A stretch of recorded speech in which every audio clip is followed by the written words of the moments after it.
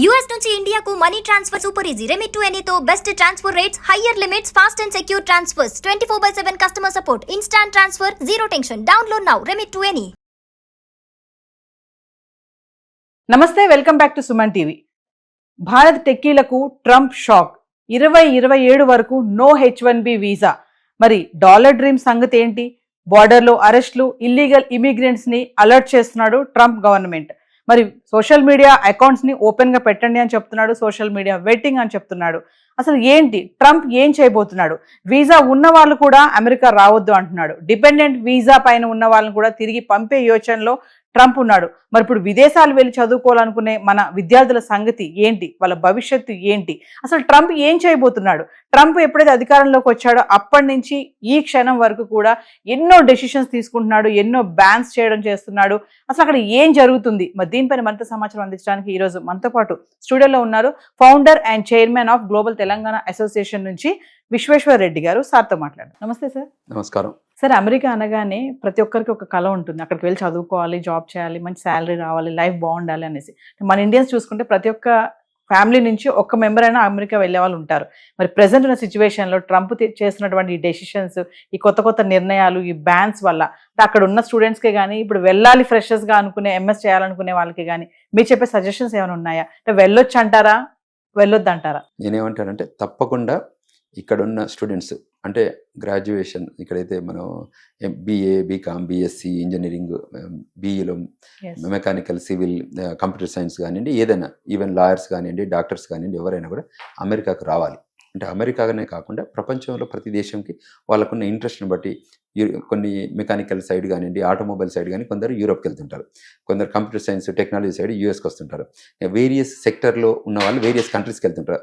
కొందరు ఆస్ట్రేలియా వెళ్ళే వాళ్ళు ఉంటారు చదువుకోవడానికి, రీసెర్చ్ చేయడానికి కానివ్వండి, న్యూజిలాండ్ కానివ్వండి. అంటే యూ పిక్ ఇట్ ఎనీ కంట్రీకి మీరు వెళ్ళొచ్చు. మేమేమైనా రిక్వెస్ట్ చేస్తున్నామంటే అందరికి కూడా వెళ్ళండి, ప్రతి కంట్రీకి వెళ్ళండి మీరు. ఎందుకంటే world become a global village today.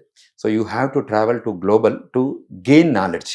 అంటే ఎడ్యుకేషన్ కానివ్వండి, రీసెర్చ్ ఫెసిలిటీ కానీ, పేటెంట్స్ కానివ్వండి, ఇవన్నీ నేర్చుకోవాలి. సో ఇంకా ఇప్పుడు ఇక్కడున్న ఏదైతే గ్యాప్ ఉందో, అంటే ఇండియాకి యూఎస్కి ఉన్న గ్యాప్ ఏంటనుకోండి, రీసెర్చ్ ఫెసిలిటీస్ ఎక్కువ ఉన్నాయి కాబట్టి మన వాళ్ళు అక్కడ వెళ్ళి మంచిగా చదువుకోవాలని, హైయర్ స్టడీస్ అక్కడ వెళ్ళి చదువుకోవాలని, అక్కడికి వెళ్ళడంతో ఏంటంటే గ్లోబల్ ఎక్స్పోజర్ వస్తుంది. ఎందుకంటే వరల్డ్ వైడ్ ఉన్న వేరియస్ కంట్రీస్ స్టూడెంట్స్ కూడా అక్కడికి రావడం వల్ల మీరు కూడా exchanging of culture, exchanging of knowledge, exchanging of technology అదంతా కూడా రావడానికి ఆస్కారం ఉంటుంది. సో అంచేత అటువంటి ఐడియాలజీ ఉండాలనేది ఎక్స్పెక్ట్ చేస్తాం. సో మేము అందరికి కూడా స్టూడెంట్స్కి అందరికీ మీరు తప్పకుండా అమెరికా రావాలి. H1B వర్కర్ కూడా అక్కడికి రావాలి. ఎందుకంటే అక్కడ ఉన్న అడ్వాన్స్డ్ ఫెసిలిటీస్ కానివ్వండి, అడ్వాన్స్డ్ కార్పొరేషన్స్ కానివ్వండి, పెద్ద పెద్ద కంపెనీలో పనిచేయడం వల్ల మీకు గ్లోబల్ ఎక్స్పోజర్ వస్తుంది. తర్వాత మీ నెట్వర్కింగ్ స్కిల్స్ కానివ్వండి, ఇవన్నీ పెరగడానికి ఆస్కారం ఉంటుంది. అందరూ తప్పకుండా రావాలి. కానీ ఎక్కడైతే గ్యాప్ వస్తుందో, టిపికల్గా F1 స్టూడెంట్స్ ఉందనుకోండి, F1కి అప్లికేషన్ పెట్టేటప్పుడు 2 ways. మనం మాస్టర్స్ చదువుకునడానికి ఒక యూనివర్సిటీకి వెళ్తే దాని ఫీజు I-20 అనే ఫామ్లో ఎంతైతే ఫీజు ఉంటుందో ఎడ్యుకేషన్ ఫీజు, తర్వాత మన stay, boarding and lodging fees, తర్వాత ఇన్సూరెన్స్, ఈ 3-4 ఏదైతే ఉంటాయో వాటికి ఈక్వలెంట్. సపోజ్ ఒక $40,000 ఒక $50,000 అనుకోండి. ఆ $50,000కి ప్రిపేర్ అయి ఉండండి. మీరు ఫస్ట్ సెమిస్టర్కి నేను ఇక్కడ నుంచి డబ్బు కడతాను, మిగతా 3 సెమిస్టర్లు అమెరికాకి వెళ్ళి వర్క్ చేసి నేను ఫీజు కడతాను అన్న దానికి మీరు ఇష్టపడకండి. పేరెంట్స్ కూడా విజ్ఞప్తి చేస్తున్నాం ఏంటంటే, మీరు పిల్లల్ని పంపించేటప్పుడు ఈ $40,000, $20,000, $50,000 ఏదైతే ఫీజు ఎంతైనా పర్లేదు, ఆ ఫీజుకు మీరు ప్రిపేర్ కండి. అయితే మీ దగ్గర డబ్బు నుంచొచ్చు, లేదంటే మీరు లోన్ అన్న తీసుకోండి బ్యాంక్ నుండి, త్రూ బ్యాంకే డబ్బు కట్టండి. స్టూడెంట్స్ అక్కడికి వెళ్ళిన తర్వాత ఈ part time job, unauthorised work చేయకండి. అందులో ఫ్రేమ్ వర్క్లో ఉన్నామనుకోండి, మీకు ఏమాత్రం ఇబ్బంది లేదు. మీరు F1 ఉంటుంది, తర్వాత H1 ఉంటుంది, తర్వాత గ్రీన్ కార్డ్ వస్తుంది, తర్వాత సిటిజన్షిప్ వస్తుంది. So it's an path to సిటిజన్షిప్లో ఇవన్నీ యాక్టివేట్ చేయండి.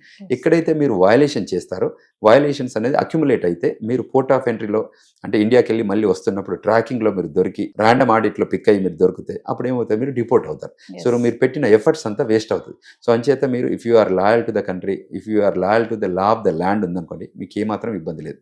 ఈవెన్ H1B ప్రోగ్రామ్ అనుకోండి, H1B ప్రోగ్రాంలో కూడా మనం ఫేక్ డాక్యుమెంటేషన్స్ కానివ్వండి, ఫేక్ ఇష్యూస్ ఏమైనా ఉంటే అప్పుడు కూడా పోర్ట్ ఆఫ్ ఎంట్రీలో కానీ వీసా దగ్గర కానీ ఇష్యూస్ వస్తాయి.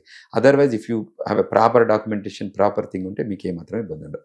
కొంతమంది ఇక్కడ నుంచి వెళ్ళే వాళ్ళు కన్సల్టెన్సీ ద్వారా కూడా వెళ్తూ ఉంటారు కదా, అక్కడ కూడా ఏమైనా స్కామ్స్ జరుగుతాయా? అంటే స్కామ్స్ జరిగితే ట్రాక్ చేయాలి. అంటే ఇప్పుడు నేను స్కామ్ చేసేలాగా ఎవరైనా ఆర్గనైజేషన్ ముందుకు వచ్చిందని చెప్పామనుకోండి, మన జాబ్ మనం ఇప్పుడు we are not kids, we need to do the due diligence, evaluate చేసుకోవాలి, సజెషన్ తీసుకోవాలి. ఇప్పుడు మేము ఉన్నాం కదా, we are there to help them. ఏదైనా ఫ్రాడ్యులెంట్ యాక్టివిటీ జరుగుతుందంటే ఒపీనియన్ తీసుకోవచ్చు మా దగ్గర. మేము కూడా సింపోజిజమ్స్, సెమినార్స్, వెబినార్స్ ఆర్గనైజ్ చేస్తుంటాం. You can join those, understand them. ఇప్పుడు మేము లాయర్లతో కానివ్వండి, సిపిఐ చార్టెడ్ అకౌంట్తో కానివ్వండి, తర్వాత ఎమినెన్సీ యూనివర్సిటీ ప్రొఫెసర్లతో కానివ్వండి, మేము చాలా ఇంటర్వ్యూలు పెట్టిస్తాం. So that you can have a good knowledge, education. So మనం ఫ్రాడ్యులెంట్ అనుకున్నప్పుడు you should be away from it. దాని నుంచి దూరంగా ఉండడం బెటర్. సో దట్ మీకు ఆ ప్రొఫైల్ ట్యాగ్ కాకుండా ఉంటుంది, నెగిటివ్ ప్రొఫైల్. సో అటువంటి ఐడియాలజీ ఉండాలి. దానికి గైడెన్స్ తీసుకోవచ్చు మా దగ్గర. Plus our immigration law office కూడా we're there to help them, to guide them properly and educate them properly, so that they can do a second decision కూడా ప్రాపర్గా తీసుకునేటట్టు. So present అక్కడ ఉన్న వాళ్ళ పరిస్థితి ఏంటంటారు? మరి అక్కడ ఉన్న వాళ్ళు వచ్చేయాలా, అక్కడ ఉండి వాళ్ళ ఎడ్యుకేషన్ కంటిన్యూ చేయొచ్చు అంటారు? అక్కడ నుంచి వేరే కంట్రీకి ఏమన్నా వెళ్ళే ఫెసిలిటీస్ ఏమన్నా ఉంటాయా? మరి అక్కడ ఉన్న వాళ్ళు ఎలాంటి జాగ్రత్తలు తీసుకోవాలి అంటే? కంట్రీ లోపల ఉన్న వాళ్ళు మాత్రం ఇప్పుడు ఈ కరెంట్ టైంలో మేము రిక్వెస్ట్ చేస్తున్నాం, ప్లీడ్ చేస్తున్నాం. ఇంకెందుకంటే మీరు ఇండియాకు రాకండి ఇప్పుడు, అంటిల్ అన్లెస్ మీకు చాలా ఎమర్జెన్సీ ఉంది, ఇంకా నేను దీనికి రాకపోతే ఇక్కడ ఆగిపోతుంది అనుకుంటే రండి. బట్ అదర్వైజ్ మేము అక్కడే స్టే చేయమంటున్నాం. ఎందుకంటే ఇప్పుడున్న అమెరికన్ ఇమిగ్రేషన్ ట్రెండ్స్ని బట్టి. So we are requesting the stay back in the country. ఎందుకంటే జాబ్ ఉన్న వాళ్ళు జాబ్లో ఉండండి, పనిచేస్తూ ఉండండి. స్టూడెంట్ ఉన్న వాళ్ళు చదువుకోండి, తర్వాత ఓపీటీ, స్టెమ్ ఓపీటీ, తర్వాత H1B ప్రోగ్రాంలో ఉండండి. బికాజ్ ఎందుకంటే మీరు కంట్రీ బయటికి దాటితే మళ్ళీ మీరు వీసాకి వెళ్ళాల్సిన అవసరం ఉందనుకోండి, వీసాకి వెళ్ళాల్సి వస్తుంది. తర్వాత వీసా మీకు ఉన్నా కూడా మీరు కంట్రీ బయటికి వెళ్ళినప్పుడు లోపలికి వచ్చేటప్పుడు మళ్ళీ CBP ఆఫీసర్ దగ్గరికి వెళ్ళాల్సి వస్తుంది, పోర్ట్ ఆఫ్ ఎంట్రీలో. మీరు అన్ని ప్రాపర్గా ఉంటే మీకేమి ఇబ్బంది ఉండదు మళ్ళీ లోపలికి రండి. ఇందులో ఏమైనా వయలేషన్స్ ఉన్నాయని మీకే తెలుసు, మాకంటే ఎక్కువ దట్ ఇండివిజువల్ పర్సన్కి తెలుసు. ఆ పర్సన్ సెల్ఫ్ డెసిషన్ తీసుకోవచ్చు, నేను చేసింది కరెక్టా. ఇప్పుడు మన వీడియోల ద్వారా రూపకంగానే మేము చెప్తున్నాం కదా, మాకు ఫోన్ చేయడం రూపకంగా మేము గైడ్ చేస్తున్నాం. ఒకవేళ మీరు సెల్ఫ్గా లోపల you know that I violated 1 or 2 things ఉన్న అటువంటి పక్షంలో you stay back in the country. మంచిగా పని చేసుకుంటూ అక్కడే ఉండడానికి ప్రయత్నం చేయండి. సో అది దాటిన తర్వాత అంటే ఇది it is not going to be permanent కదా. సో ఏమైనా చేంజెస్ వచ్చినప్పుడు మళ్ళీ మేము గైడ్ చేస్తాం, అప్పుడు మీరు వెళ్ళి రావచ్చు. అంటే you have entitle, you have right to go in and out of the country. కానీ ఓన్లీ థింగ్ ఏంటంటే ఆ పర్టికులర్ ఇష్యూస్ ఉన్నాయని మీకు తెలిసినప్పుడు మాత్రం జాగ్రత్త పడండి. అమెరికా కాకుండా సార్ మరి వేరే దేశాలు కూడా ఉన్నాయి కదా, అక్కడ కూడా వెళ్ళి మనం MS చేయొచ్చు కదా, ఎందుకు అమెరికానే వెళ్ళడానికి ఇష్టపడుతూ ఉంటారంటే? అంటే మంచి క్వశ్చన్ అమ్మ ఇది.